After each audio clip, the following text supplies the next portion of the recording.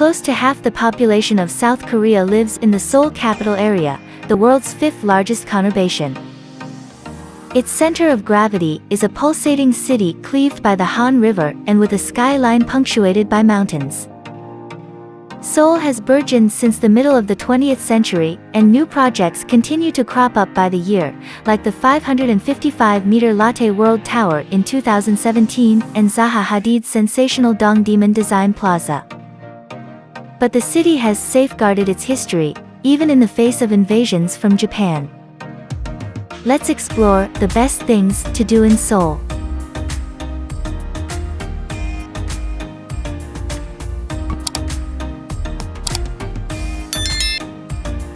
Number 1. Gyeongbokgung Palace. The first royal palace of the Joseon dynasty was constructed in 1395 and stood at the heart of the capital, then known as Hangang. Gyeongbokgung Palace is the largest of 5 grand palaces of Seoul and comprises hundreds of edifices. It was invested with huge symbolism, which has led to its destruction twice by the Japanese, during the Japanese invasions of Korea, 1592 to 1598, and then the occupation of Korea in the 20th century. The palace is going through a painstaking 40-year restoration project, begun in 1989. Number 2. Seoul Tower. When it went up at the turn of the 1970s, the Seoul Tower was South Korea's first general broadcast tower. This space-age building is at the summit of the 243-meter Namsan Mountain, and standing at more than 236 meters, the top of the tower is close to 480 meters above sea level. There are gift shops and eateries on the plaza below, where young couples show their love by locking padlocks onto the railings at the foot of the tower. High above the plaza are 4 floors, with a restaurant, T1, wishing pond, observatory, cafe, and photo studio, T2, a digital observatory, with powerful digital telescopes and 32 LED screens detailing Korea's history, T3, and a revolving French restaurant, making a turn every 48 minutes on T5. Number 3. Changdeokgung Palace. East of Gyeongbokgung is Changdeokgung Palace, Palace of Prospering Virtue, built a little later, at the start of the 15th century. The best preserved of Seoul's surviving Joseon palaces, this was established by King Taejong, 5th son of the first king of the Joseon dynasty, Taejo.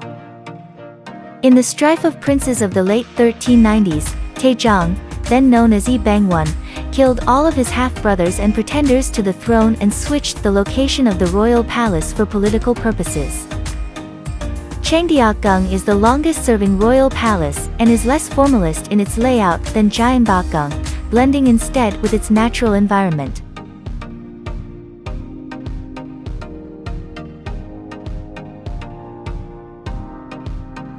Number 4. National Museum of Korea. The largest museum in the country, and among the largest in Asia, the National Museum of Korea is on 3 floors enriched with hundreds of thousands of artifacts beginning in prehistory. There's invaluable calligraphy, celadon and bunching ceramics, sculpture and painting, in such quantity that you could never see it all in a single day. If time is of the essence, then there are a few obligatory stops for Korean national treasures.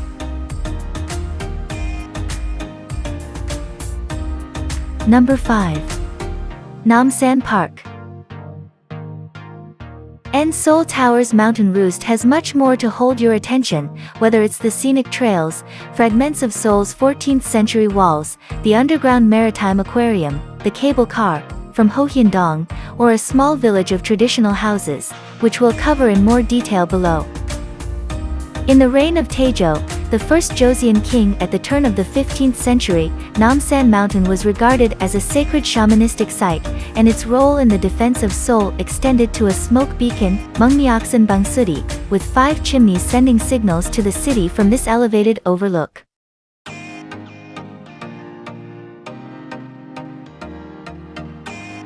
Number 6. Lotte World. At this huge complex in Sincheon-dong is the largest indoor amusement park in the world, linked by monorail to an outdoor amusement park on a man-made island, and all accompanied by a luxury hotel, malls, cinemas, an ice rink and a folk museum charting 5,000 years of Korean history. The epic indoor park is on 4 floors under a glass dome, with spaces devoted to a different part of the world, for instance, European-style village, Arabian courtyard, jungle. There are 22 rides in all, complemented by constant parades, shows and seasonal festivals.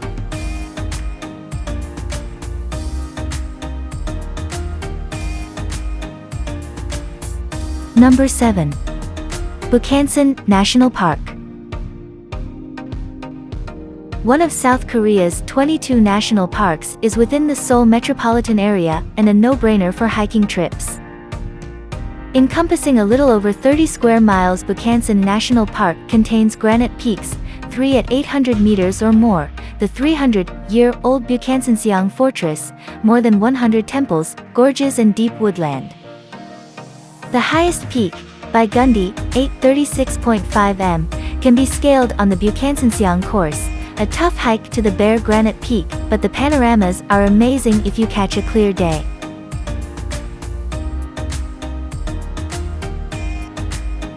Number 8. Dongdaemun Design Plaza. Almost defying description, DDP is a spellbinding urban landmark made up of curving, elongated structures that resemble giant blobs of liquid metal, all designed by Zaha Hadid. This is a cultural hub, futuristic shopping space and linchpin for Dongdaemun, Korea's largest fashion district, integrated with the Seoul metro system and with a walkable park on its roof. A springboard for South Korea's creative industries, the DDP holds design-oriented exhibitions, forums, K-pop concerts, fashion shows and conferences, and includes an art hall, museum hall, design market, design lab and the Dongdaemun History and Culture Park.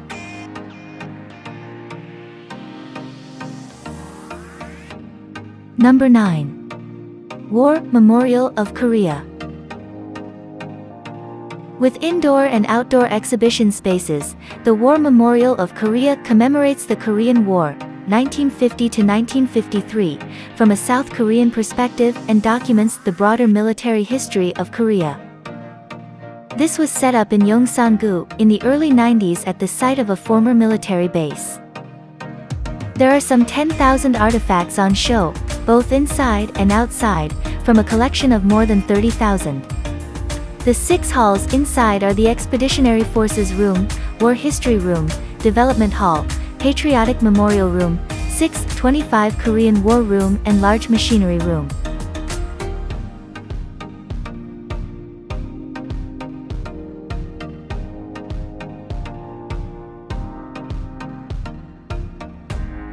Number 10. Seoul Arts Center. Korea's National Performing Arts Center is on a sprawling complex in Seoul, and built in time for the Seoul Olympic, hosting performances during the event. The Seoul Arts Center is the home of respected national ensembles and companies like the Korea National Opera, the Korea National Ballet, and the Korean Symphony Orchestra. If you think the Opera House looks like something you'd wear on your head, you're not mistaken, as it was designed to evoke the gat, a traditional Korean bamboo hat.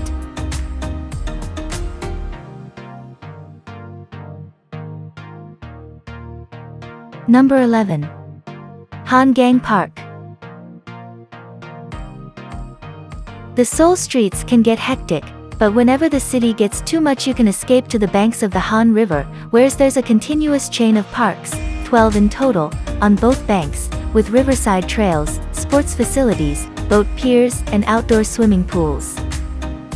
This space was opened up in the years before the Olympics, and the best views can be had from the parks on the south bank. You can rent a bike, of course, but a wide choice of water activities is available in summer at Tuxeum Hangang Park, Uedo Hangang Park, and Jamwon Hangang Park, like gentle rowing trips, kayaking, and even water skiing and windsurfing.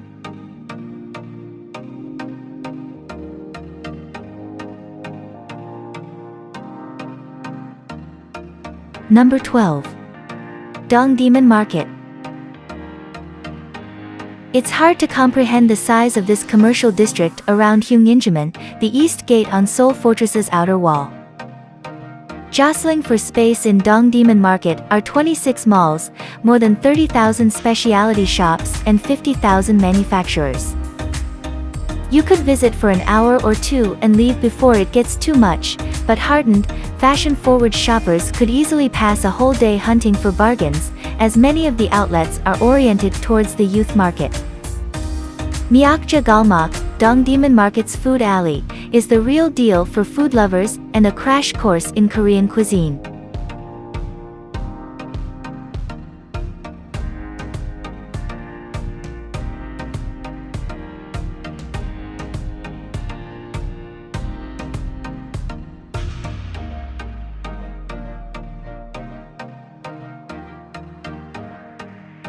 Number 13. Hongdae. It's no accident that the Hongdae area has turned out to be super trendy. This spot is right in front of Hongik University, known for its art school, and in the 80s and 90s young graduates set up their studios in what was then an affordable part of the city. Hongdae has moved on from that first wave, but has kept hold of its creative swagger in its indie music scene, hip shops, cafes, galleries, clubs, and fashionable eateries.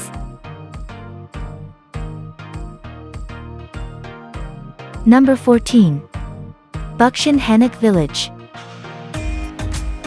For a picturesque walk back in time, Bukchon Hanok Village is a neighborhood of tight alleys lined with traditional wooden houses, or hanoks. 10 minutes north of Anguk Station, there are up to 900 of these buildings, with gray, jiwa, roof tiles, and eaves upturned at the corners. The village is one of the last enclaves of this building style in Korea and was preserved thanks to efforts by locals during reconstruction in the 1960s.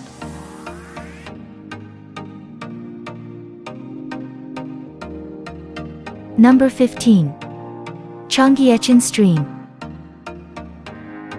This creek, flowing west to east for over 5 miles through downtown Seoul, was covered in concrete for transport infrastructure during the city's swift post-war development, known as the Miracle on the Han River.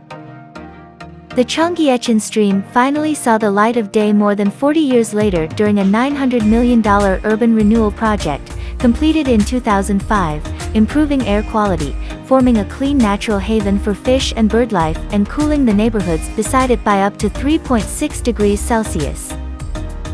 You can start your visit at the extraordinary Cheonggyecheon Plaza, which has a design inspired by bojagi, traditional Korean wrapping cloth.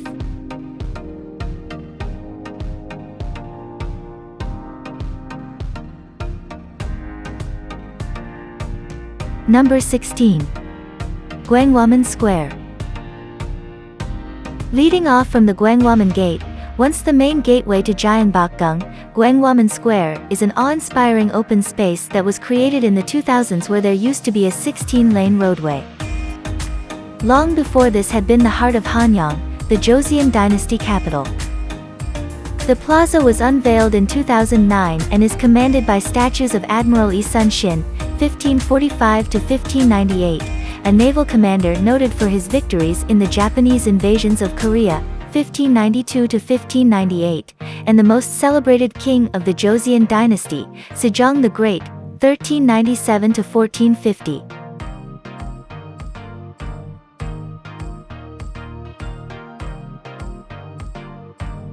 Number 17. Namdaemun Gate.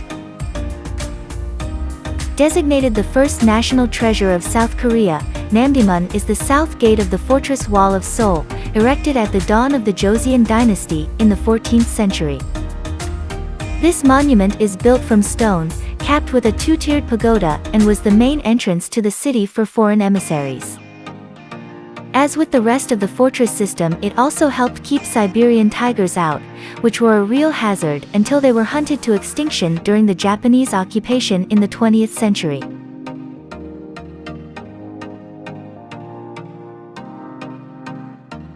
Number 18.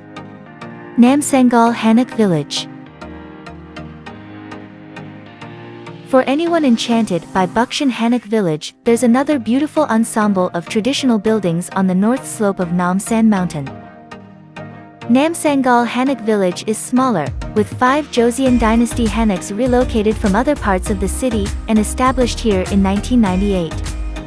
What's interesting is that the houses give an insight into the lifestyle of people from different social ranks, be they middle class, government officials, noblemen, or aristocrats.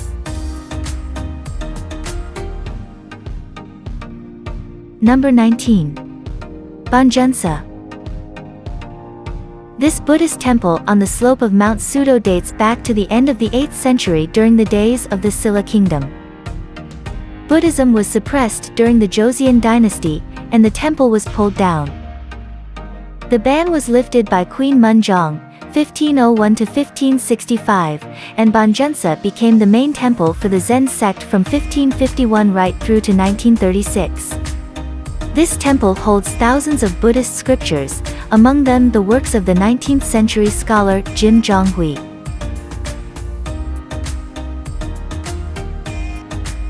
Number 20.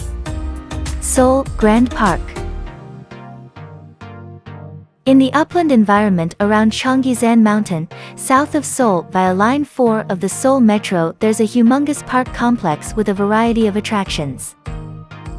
Seoul Grand Park boasts the largest zoo and botanical garden in Korea, along with the amusement park Seoul Land, which we'll talk about later in this list. The Seoul Grand Park Zoo was moved to this spot in 1984, is the 10th largest zoological park in the world, keeping nearly 3,000 animals from 350 worldwide species, among them Asiatic black bears, Siberian tigers, rhinoceroses, and lions.